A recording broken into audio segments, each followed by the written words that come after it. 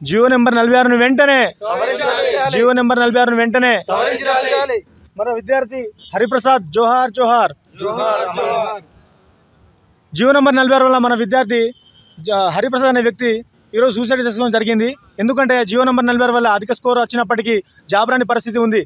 TSSP battalion ఏవైతే ఉన్నాయో అవి స్టేట్ వైడ్గా ఇచ్చేటువంటి పోస్టులు అనమాట. సో తెలంగాణలో ఉన్నటువంటి 33 జిల్లాలలో ఎవరికైతే అధిక మార్కులు వస్తాయో అతనికి కేటాయించేటువంటి జాబులు ఈ పోస్టులు. అలాంటిది జీవో నెంబర్ 46 తీసుకొచ్చి ఆ జాబులను కూడా జిల్లాల వారిగా భర్తీ చేయడం వల్ల కొన్ని జిల్లాలలో హైదరాబాద్ తదితర ఉన్న జిల్లాలలో 60 మార్కులు 80 మార్కులు 90 మార్కులు వచ్చినా కూడా వాళ్ళకి ఉద్యోగాలు వచ్చినాయి. మిగతా అన్ని జిల్లాలలో 130 మార్కులు 128 మార్కులు వచ్చినా కూడా జాబ్ రాని పరిస్థితి. దానివల్ల ఎవరికి చెప్పుకోవాలి, ఎవరికి చెప్పినా కూడా మా బాధ ఎవరు కూడా దానికి పట్టించుకోవట్లేదని చెప్పేసి మనోవేదన గురై ఇవాళ మన మిత్రుడు హరిప్రసాద్ అనే వ్యక్తి సూసైడ్ చేసుకోవడం జరిగింది. ఇలాంటి పరిస్థితి ఎవరికి రాకుండా ఉండాలని చెప్పేసి ఈ గవర్నమెంట్కి మేము విన్నవించుకుంటున్నాము. సార్ దయచేసి ఇప్పటికైనా కూడా మేల్కొని చర్చలు జరిపి ఇందులో న్యాయం ఉందని అనిపిస్తే మీరు మాకు న్యాయం చేయండి, లేదంటే చాలా ప్రాబ్లం వస్తుంది. అధిక మార్కులు వచ్చినా కూడా జాబ్ రాని పరిస్థితి ఉంది. సార్ కూడా ఇదివరకు మన జడ్సన్ సార్ కూడా తమిళసై గారు కూడా విన్నవించుకున్నాడు.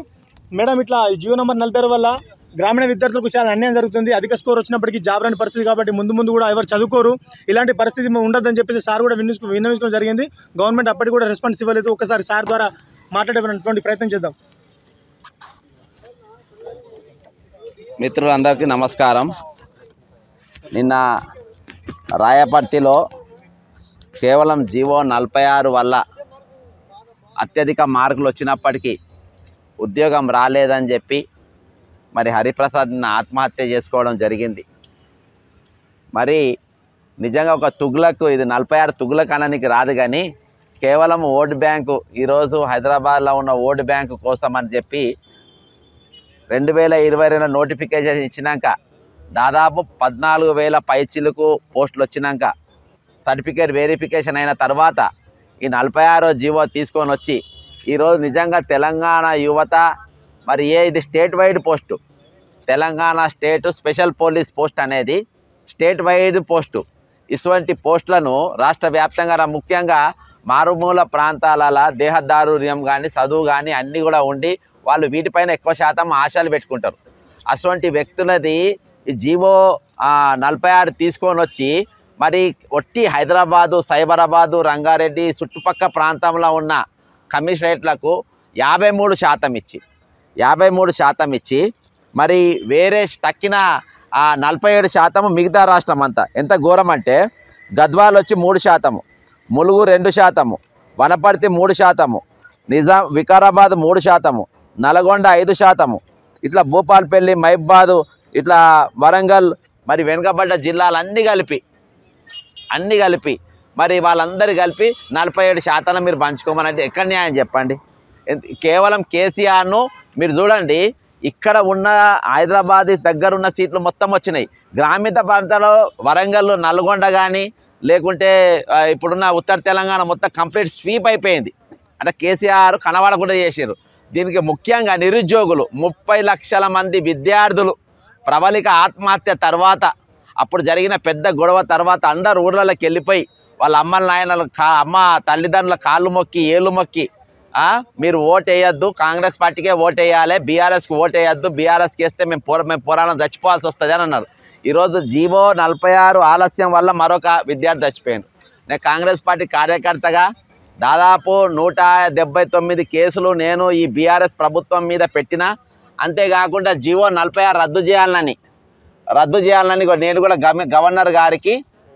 గవర్నర్ గారికి కూడా నేను రిప్రజెంటేషన్ ఇచ్చిన, కానీ అక్కడికి వెళ్ళి కనీసం ఫైలు ముందుకు కూడా కదలలేదు.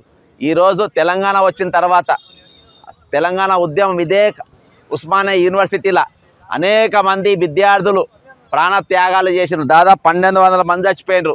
మేము చచ్చిపోయినా పర్వాలేదు, కనీసం వీళ్ళకన్నా న్యాయం జరగాలని. ఈరోజు ఆత్మహత్యలు ఆగలేదు. నిన్న మరొక విద్యార్థి రాయపర్తి, వరంగల్ జిల్లా రాయపర్తి, వరంగల్ జిల్లా రాయపర్తికి చెందిన అబ్బాయి రాత్రి మరణించిండు. ఇక కాంగ్రెస్ ప్రభుత్వం అధికారంలో వచ్చినాక కూడా మరి ఇంకా ఆత్మహత్యలు జరుగుతూ ఉంటే ఎట్లా చెప్పు? ఇప్పటికి 4 చచ్చిపోయినారు. ఇంకా విద్యార్థులు 127 మార్కులు వచ్చినాయి సార్. ఇగో 127 మార్కులు అంటే మామూలు విషయం కాదు సార్. ఇక్కడ 80 మార్కులకు జాబ్ ఇచ్చి 128 మార్కులు వచ్చిన 127 మార్కులు వచ్చినా కూడా జాబ్ రాకపోతే మేము ఆత్మహత్యలు మరో మార్గం ఏముంటుంది సార్? సో అందుకోసమే మేము ఇంత అన్యాయం జరిగిందని చెప్పేసి గత ప్రతిపక్షంలో ఉన్నటువంటి కాంగ్రెస్ నాయకులు ఎవరైతే ఉన్నారో అప్పుడు మన బట్టి విక్రమార్క సార్ గానీ ఇంకా సీతారాం సార్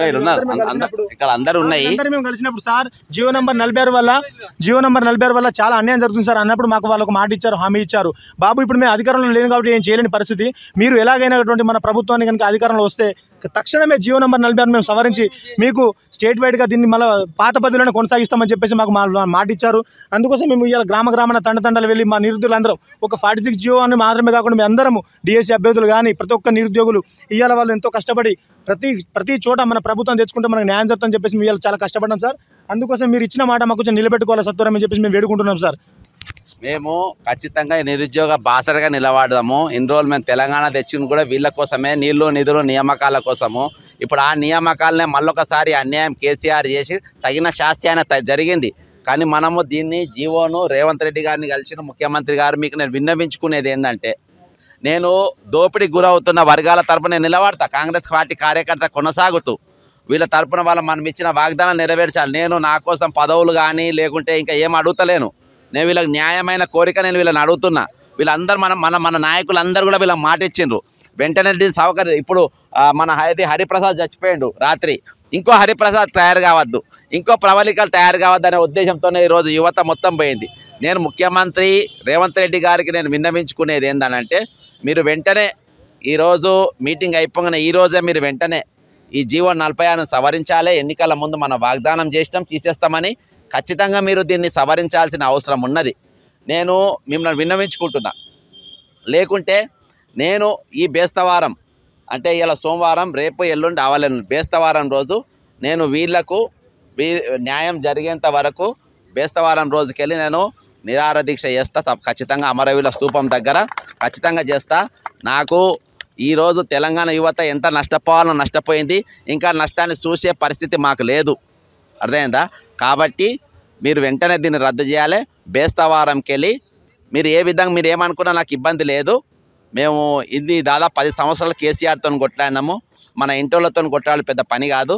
కాకపోతే అక్కడ దాకా మీరు తెచ్చుకోవద్దు. మేము అందరం రిక్వెస్ట్గా మనం చేసేది అందరం రిక్వెస్ట్ చేస్తున్నాము. లేకుంటే కాంగ్రెస్ పార్టీ గాంధీ తాత మనకు ఏదైతే నేర్పిండో అహింస మార్గంగా నేను బేస్తవారం రోజుకెళ్ళి దీని మీద రద్దు చేయకుంటే నేను నిరాహార దీక్ష చేస్తా. అవసరమైతే దాని తర్వాత దాన్ని ఆమరణ దీక్ష కూడా మారుస్తా. కానీ దీన్ని మాత్రం ఇంకో హరిప్రసాద్ మాత్రం నా హృదయం కలించిపోయింది. కాంగ్రెస్ పార్టీ అధికారంకి వచ్చినాక మొట్టమొదటి మరో యువకుడు ఆత్మహత్య చేసుకున్నాడు. ఇది కొనసాగదు ఇక్కడే. నేను విద్యార్థులకు కూడా అందరికీ విన్నవించుకునేది ఏంటంటే, మీరు ఆత్మహత్యలు చేసుకోకండి, ఏమన్నా చేసుకొని బతకొచ్చు. నేను బతుకుతలేనా చూడండి. దాదాపు 36 ఫ్రాక్చర్లు అవి కూడా నేను చేసుకుంటున్నా. మీరు దేని కూడా బాధపడద్దు, భయపడద్దు. మీరు ఖచ్చితంగా దృఢ నిశ్చయంతో మీరు బలంగా ఉంటుంది. మీకు న్యాయం జరిగేంత వరకు మేము పోరాటం చేస్తాం. మీ తరపున నేను ఖచ్చితంగా బేస్తవారం రోజు నిరాహార దీక్ష కూర్చుంటున్నా రద్దు కాకుంటే అని ప్రభుత్వాన్ని నా యొక్క విన్నపాన్ని వాళ్లకు చేరే విధంగా నేను మిమ్మల్ని బతిమాలుతూ సెలవు తీసుకుంటున్నా. జై తెలంగాణ, అమరవీరులకు జోహార్లు.